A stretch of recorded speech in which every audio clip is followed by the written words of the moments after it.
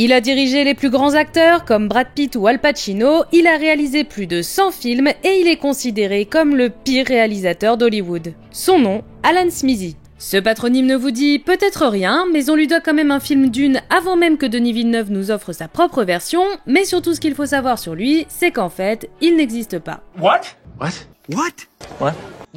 Non. Et je vous assure qu'on ne se moque pas de vous. Tout ce que je vous raconte depuis le début est vrai, Alan Smithee est vraiment au générique de très nombreux films, la preuve. Mais pour autant, il n'existe pas. C'est comme Batman, en soi, il n'existe pas, c'est un surnom que se donne Bruce Wayne pour cacher sa véritable identité, sauf que pour Alan Smithee, le nom est utilisé pour des raisons moins stylées que pour affronter des méchants ou sauver le monde. Alan Smithee, il est plus là pour sauver les apparences. Un film est éclaté, vous ne voulez pas y être associé? Il suffit juste de dire que c'est Alan qui l'a fait, ce sacré Alan. Alors, plongeons ensemble dans l'histoire folle de la légende Alan Smithee qui a œuvré ou pas dans l'ombre à Hollywood pendant 40 ans. Bon, on va jeter un œil. La naissance d'Alan Smithee. À l'origine de son existence, il n'y a pas de monsieur et madame Smithee. Non.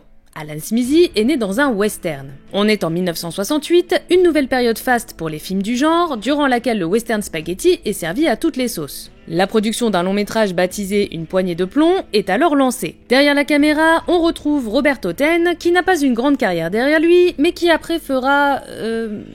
pas grand chose non plus. Et devant la caméra, nul autre que Richard Widmark, lui par contre, c'est la valeur sûre, le taulier. Il joue dans des films depuis les années 40, autant dire que tout le film mise sur lui. Oui, tout, parce que pour le scénario, on n'est pas sur quelque chose de révolutionnaire. En gros, un shérif un peu brutal s'y voit reprocher ses méthodes par les habitants de la ville parce que les temps changent.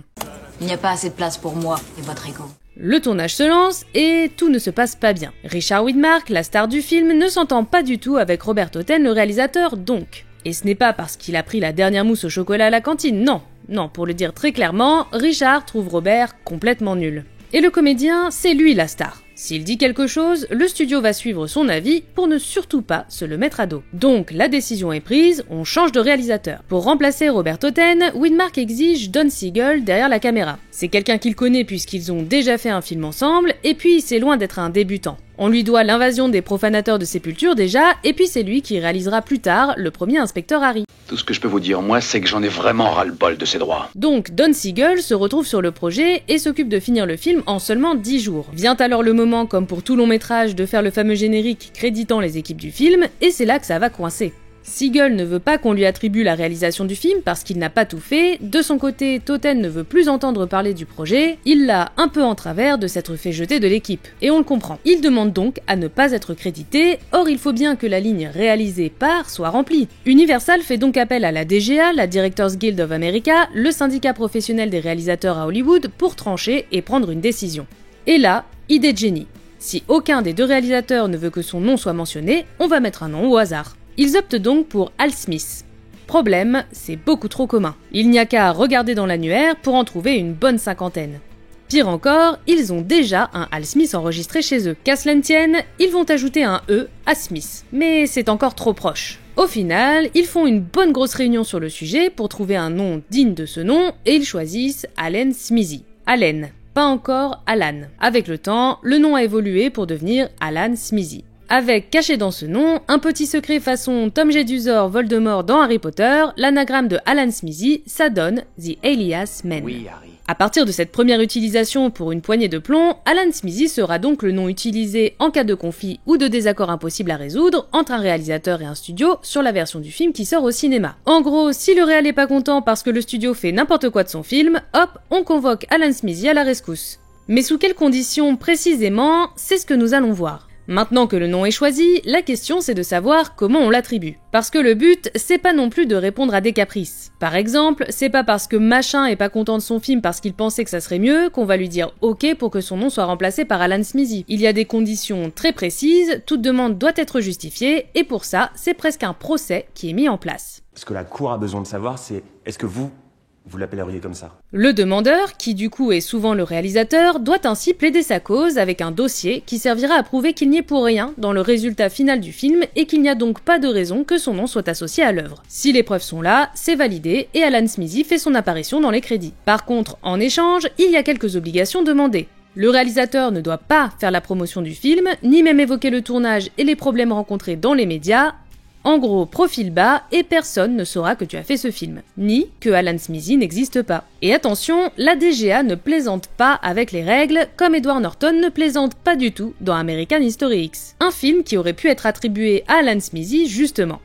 Nous sommes en 1998, cette année-là, la France remporte sa première étoile en Coupe du Monde de foot, Jean Marais nous quitte et tout le monde chante la tribu de Dana. Sacrée année. Outre-Atlantique, Tony Kaye s'apprête à sortir son premier film sur la rédemption d'un skinhead néo-nazi, une vraie claque qui va marquer le cinéma des années 90, American History X donc. Vous vous rendez compte de ce que vous me demandez de faire? Vous vous rendez vraiment compte? Oui, je te demande d'essayer de faire tout ce qui est en ton pouvoir. Sauf que, évidemment, problème. Tony Kaye estime que les producteurs et Edward Norton sabotent son travail.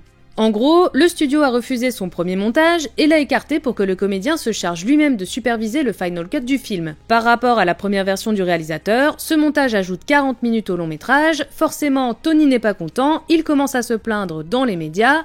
Pire que ça, il fait retirer le film du Festival de Toronto en allant se plaindre à l'organisation de l'événement. Par la suite, il est tellement furax qu'il va aller voir la DGA pour faire retirer son nom du générique et jouer la carte Alan Smithy. Sauf que c'est trop tard pour ça, il s'est déjà plaint dans les médias. Les règles sont les règles, désolé Tony, tu es bel et bien associé à American History X. Qui est très loin d'être mauvais en plus, ce qui n'est pas le cas de tous les films. Les mauvais films. La majorité du temps, les films Alan Smithy sont mauvais. C'est un peu sa marque de fabrique à Alan, et c'est bien pour ça qu'on lui attribue le surnom du pire réalisateur d'Hollywood. L'alias est utilisé par des réalisateurs de films comme de séries, c'est le cas sur quelques épisodes de MacGyver, un épisode du Cosby Show ou encore un épisode de la série Madame Colombo. Oui, parce que la fameuse épouse du lieutenant, dont il parle tout le temps, a eu droit à sa propre série, mais ce n'est pas le sujet. Je crois que le mari savait que Martin allait ce soir-là tuer sa femme. Alan Smithy apparaît aussi au crédit de certains courts-métrages ou de clips musicaux. C'est par exemple à lui qu'on doit le clip de la chanson Maria de Blondie, en réalité à Roman Coppola, le fils de Francis Ford. Quand on voit le résultat qui ressemble à une captation tirée d'une émission télé, on comprend pourquoi le fiston a voulu cacher son nom pour ne pas ternir l'image de la famille. Mais revenons au 7e art, là où Alan Smithy est le plus prolifique sans pourtant ne rien faire. Alan, il n'est pas méchant. C'est un gentil bougre, mais il a quand même fait du mal à des grands noms du cinéma. Prenons Les Oiseaux de Hitchcock, thriller culte sorti en 1963. Bon bah vous connaissez Hollywood, qu'est-ce qu'on aime faire avec ce qui est culte? Une suite ou un remake. Là, ils ont fait 2 en 1. Les Oiseaux 2 sort en 1994 à la télé US, malgré son titre, c'est en fait un remake. Derrière la caméra, on retrouve Rick Rosenthal, qui avait déjà officié sur Halloween 2, qui était une vraie suite et pour lequel il ne s'est pas caché. Mais là, pour Les Oiseaux, il faut quand même être droit dans ses bottes pour passer derrière le maître du suspense. Et visiblement, Rick il a tout de suite senti le truc foireux arriver et il a anticipé des commentaires du genre « n'est pas Hitchcock qui veut », donc hop, il a refilé la paternité de son film à Alan Smithy. Qu'est-ce que c'est? La maison d'un pirate? Non, c'est un phare. Et d'ailleurs, ce n'est pas passé inaperçu. À la sortie du long métrage, une critique est publiée par le magazine Entertainment Weekly. Le moins que l'on puisse dire, c'est que le film n'a pas plu, mais le journaliste Ken Tucker va plus loin en dévoilant le poteau rose. Il écrit que le film est dirigé par Alan Smithy, le pseudonyme utilisé à Hollywood quand un réalisateur ne veut pas être associé au produit fini, sauf que Ken, il n'a pas vu le film à la télé. Non, il l'a vu grâce à une VHS envoyée par la chaîne qui devait diffuser le film, et il a donc eu l'information que c'est bien Rick Rosenthal qui se cache derrière le pseudo.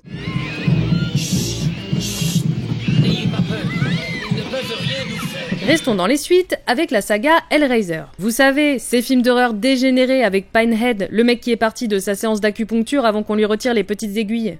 Bon, il y a eu plusieurs suites au premier film sorti en 1988, on compte 11 longs métrages pour être exact. La saga a bien été essorée, et finalement pour très peu de succès critique, et surtout pas pour le 4e opus, baptisé Hellraiser Bloodline. On est en 1994, la production débute. Les voyants sont au vert, beaucoup déclarent que scénaristiquement parlant, c'est la meilleure des suites de Hellraiser. Sauf que ce scénario est réécrit à plusieurs reprises pour des raisons de budget, il est simplifié, devient moins profond, et le nombre de personnages se réduit. Ça commence à sentir mauvais. Kevin Yagher se retrouve derrière la caméra pour gérer le projet. C'est son premier film, son travail à la base c'est le maquillage, il a bossé sur Freddy Krueger, Chucky ou encore le gardien des contes de la crypte. Et très bien bossé même, mais la réalisation c'est pas forcément son truc, ça continue de puer cette affaire. Au final, le long métrage est bien éloigné de ce qui était prévu. Moins violent, plus linéaire. Kevin Yagher, qui voit le film avant sa sortie, va donc faire un tour du côté de la DGA pour demander à ce que son nom soit retiré du générique, faisant de Hellraiser 4 un film d'Alan Smithy.